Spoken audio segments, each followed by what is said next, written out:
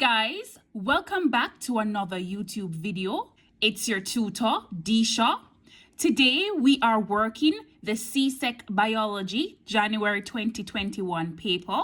Let's begin. Question 1 says, state 2 reasons why enzymes are referred to as biological catalysts. We say enzymes are biological catalysts because they are living protein molecules that increase the rate of the chemical reactions in our body, and they do this by lowering the energy of activation. Now, these living protein molecules, they also catalyze nearly all the chemical reactions that occur in our cells. Part B.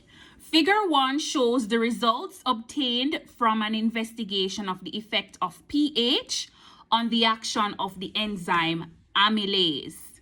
Recall, amylase is the enzyme that catalyzes the breakdown of starch. The first requirement for this question is that we should record the results presented in the graph in a suitable table. So here is my table.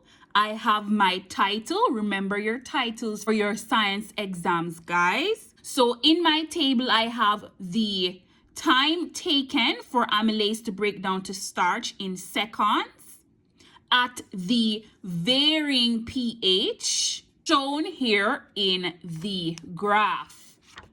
Part 2, with reference to the rate of enzyme activity, suggest 2 reasons for the shape of the graph during each of the following pH ranges: pH of 4 to 5 and pH range of 6 to 8. So as we approach this optimum pH, the enzymes are functioning better, so the time taken would definitely decrease.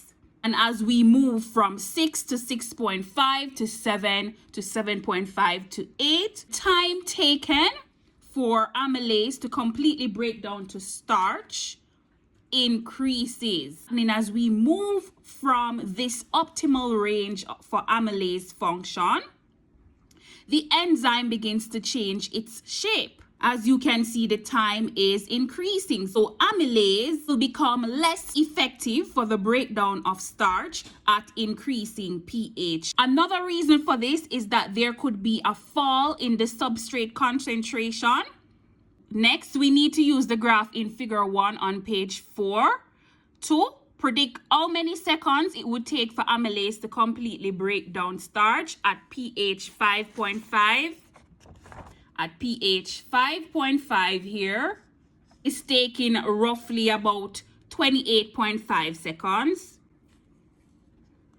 Next, we need to also use the graph to determine the optimum pH of amylase. The optimum pH here, at which amylase function best, is pH of 6. And 3, predict the pH at which amylase would completely break down to starch in 80 seconds. For 80 seconds, the pH would be about 4.4. Part C says, with reference to figure 1 on page 4, describe a suitable procedure that can be used to investigate the effect of pH on the time taken for amylase to digest starch. To carry out this procedure, we're going to need materials like pipettes, spotting tile, buffer solutions, iodine, amylase, and starch. In this procedure, the first thing you would want to do is to bring the amylase and starch to an optimum temperature and acquire your first buffer solution, which according to this graph would be a pH of 4. Then in a water bath, you're going to combine the amylase, starch, and the buffer solution, mix well, and allow the contents to remain in a water bath. And you would want to start a stopwatch. And then after the first 30 seconds, you would introduce the contents of the solution into one of the wells of the spotting tiles that contain the iodine, and you would note your color change. And then you would repeat this same procedure until the iodine in the spotting tile remain unchanged. Since we got other pH values, you would want to repeat the same experiment with buffer solutions of 5, 6, 7, and 8. If the food molecule is too large, salivary amylase will take a longer time to break down the food molecule. Considering this statement, suggest 2 ways in which mammals can decrease the time they take to break down food molecules. To answer this, we must consider the statement that salivary amylase will take a longer time to break down the food molecules. So 2 ways in which mammals can do this is to ensure proper mastication of food. Proper chewing allows the teeth to break down food into smaller pieces, which will increase the surface area for the enzyme salivary amylase to penetrate it and initiate the breakdown of carbohydrates. When the food is broken down into smaller pieces, mastication allows for proper mixing of food as well as make the food more liquid for further chemical digestion. Moving on to E, carbohydrates are an essential part of a balanced diet along with vitamins and minerals. Complete table 1 below, which shows important vitamins in the diet and their related deficiency diseases. So we got the vitamin C and we should infer the deficiency. This is scurvy. We got the deficiency, which was abnormal clotting of the blood, and we need to infer the mineral. This is calcium. F, explain 1 way in which each of the following cells defend the body against disease. And the first one says white blood cell. So it depends on the white blood cells that you're going to use. You could elaborate on the role of phagocytes, that they engulf and destroy pathogens. Or you could elaborate on the role of lymphocytes, that they recognize antigens on pathogens and release antibodies. Platelets defend the body against disease when they seal the wounds of cuts and bruises through the formation of a blood clot. Number 2, figure 2 shows the diagram of a cross section through the leaf of a flowering plant, and we need to name the structures labeled A, B, C, and D. A is a cell that is found in the upper epidermis, so you would say A is an upper epidermal cell. B, these are elongated cells located in the palisade parenchyma, so this is a palisade cell. C is the xylem, and D is a cell that is found in the spongy mesophyll layer, so we would say D is a spongy mesophyll cell. 2, suggest 1 way in which photosynthesis would be affected if all the air spaces in the leaf of the flowering plant were filled with cells. So they are essentially asking us what would be the consequence if all of this layer that looks so aerated would be packed. So one consequence here would be that there will be no medium for gaseous exchange. Recall, we need this layer to house gases like carbon dioxide and oxygen. Carbon dioxide should diffuse into the stomata, into the spongy mesophyll, to be fixed into sugars. So this would definitely halt the process of photosynthesis. B, list 3 ways in which the leaf of a plant is adapted for photosynthesis. As you can see, the palisade layer is immediately below this upper epidermis. This layer is well adapted as it has numerous chloroplasts with chlorophyll in its structure to promote maximum absorption of light that is needed for photosynthesis. It is also adapted here, showing the vascular bundle area with the xylem and the phloem. Water, which is a raw material needed for photosynthesis, is transported via the xylem, and when the products of photosynthesis are created, they are transported via the phloem. The stomata is located in the lower epidermis immediately below the spongy mesophyll layer. Carbon dioxide can easily diffuse through the stomata and occupy the air spaces in the spongy mesophyll so that it can be fixed into sugars. C, State if there is any difference between the function of plant chromosomes and the function of animal chromosomes. There is no significant difference. D. Figure 3 is a graph showing the rate of photosynthesis against carbon dioxide concentration. First question asks us to describe the region of the line of the graph labeled A in figure 3. The rate is increasing proportionately with increasing carbon concentration. Next, we need to use the principles of photosynthesis to suggest one reason for the shape of A.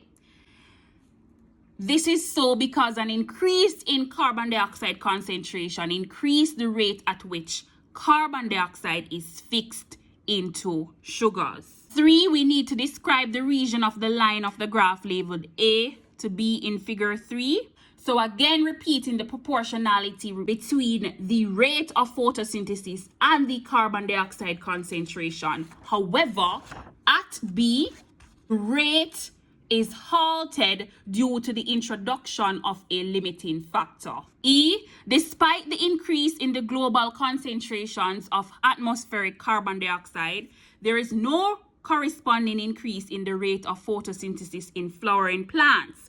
Suggest one reason for this observation. Here, you can either comment on the carbon dioxide tolerance ranges, or you could comment on the existence of limiting factors. Number 3, list 4 structures that are common to both plant and animal cells. Both plant and animal cells have the following structures or organelles: nucleus, cell membrane, ribosomes, cytoplasm. Next, we need to define diffusion, movement of molecules from a region of high concentration to a region of low concentration. Osmosis, movement of solvent molecules through a semi-permeable layer from a region with high water to a region with low water. And then, unlike the two, active transport utilizes the energy from the adenosine triphosphate molecule to move substances across a cell membrane into a region of higher concentration. Of course, against the concentration gradient. Moving on to C, it says the apparatus in figure 4 below was used to investigate the effect of concentration on the rate of diffusion. The corresponding scenario says several small pieces of damp litmus paper were placed along a glass tube. A piece of cotton wool with 1 drop of dilute ammonium solution was placed in the tube, and the length of time it takes for each piece of litmus paper to change color was recorded. The experiment was repeated using 1 drop of concentrated ammonium solution. Firstly, we need to state the expected result of this experiment. The first thing that should come to your mind is that they use litmus paper, so there must be a change in the litmus paper. Expect that in the dilute solution, the time taken for each litmus paper to change color would be slower. And then for the concentrated ammonium solution, the time taken for each litmus paper to change color would be at a faster rate. Part 2, explain the results. The reason for the litmus paper changing color was because of the presence of ammonia. In this process, we have movement of ions. So with less ions, there would be a slower movement, but with greater concentration of ions, there would be more collision, and the movement would be at a faster rate. D, diffusion is a vital process in living organisms. Discuss 4 ways in which diffusion is important to mammals. Diffusion is important for gaseous exchange in the lungs. Yes. Oxygen diffuses into the alveoli while carbon dioxide diffuses out. Diffusion is also important in nervous transmission. At the end of action potentials, neurotransmitters diffuse across the synapse. 3, diffusion is important in the process of absorption in the gut. Number 4, mitosis is the cell division which occurs in all body cells.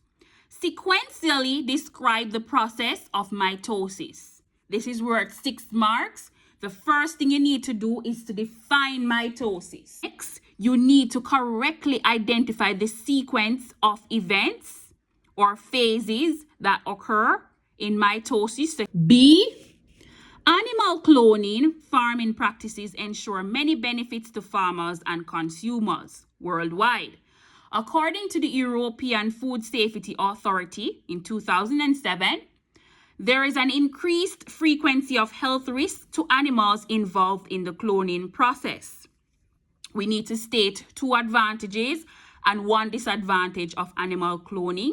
Animal cloning is advantageous in that animals can be cloned with desired characteristics, and this brings benefits to the cloners. For example, farmers getting better yield. And then secondly, animal cloning is useful in biomedical research and is also credited for the protection of endangered species.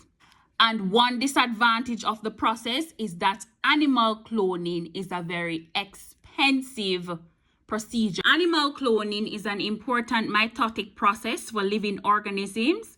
Explain 3 other ways in which the process of mitosis is important for organisms. Here, you would comment on the fact that mitosis is important for the growth of organisms, in the repair of our tissues. It is used as a reproductive mechanism, specifically for asexual reproduction. 5, symbiotic relationships occur when different species of organisms live together and have a close relationship. List 3 types of symbiotic relationships. Here are the 3 types of symbiotic relationships: mutualism, commensalism, and parasitism. Here now, they're going to test your knowledge on these 3 symbiotic relationships by giving you scenarios, and you should infer what are the types of symbiotic relationships. So firstly, an epiphyte grows on a tree to obtain support, and its roots do not enter the soil. Note, the epiphyte is growing on the tree, but it's not really taking anything from the tree. It just relies on the tree for support. So we would say this is commensalism, as there are worms in a dog's intestines which cause the dog to become ill. One set of organisms, which are the worms, are benefiting, but the other organism is being harmed. So we would say that the worm is a parasite in the host here, which is the dog. So this relationship is strictly parasitism. And lastly, a remora attaches itself to a shark and travel with the shark to feed on leftover food scraps from the shark's meal. Only the remora is benefiting here. Remora gets a free ride from the shark, and it also gets food from the shark. But there's no evidence here that the shark benefits. This is commensalism. See, Anna has many pet birds which were recently ill with the bird flu. Anna lives next door to Mr. Brown, who has many cattle, pigs, and vegetables, which he supplies to the community. Anna is not able to keep her birds contained, and they sometimes roam over to Mr. Brown's farm. Mr. Brown became very upset when he noticed that the contaminated fecal droppings of the infected birds were affecting his livestock and plants. The bird flu may result in social, economic, or environmental implications for Mr. Brown. Explain any 3 implications that the spread of bird flu infection may have on Mr. Brown's livestock and vegetables. Here are 3 good implications that you need to elaborate on to get your full marks. And D, if Mr. Brown's animals were not contained on the farm, they would have been able to move from place to place and might have not become ill. List 3 other reasons why animals on a farm should be allowed to move from place to place. And then the last question, number 6. Joy is a 1-month-old baby who was found to have abnormal heart valves at birth. We need to name 3 valves found in the heart. 3 valves found in the heart include the tricuspid, pulmonary, and mitral valves. And then on figure 5, we need to label the 3 valves that we commented here to show their location. Tricuspid right here. Here we have the pulmonary valve, and then we have the mitral valve here.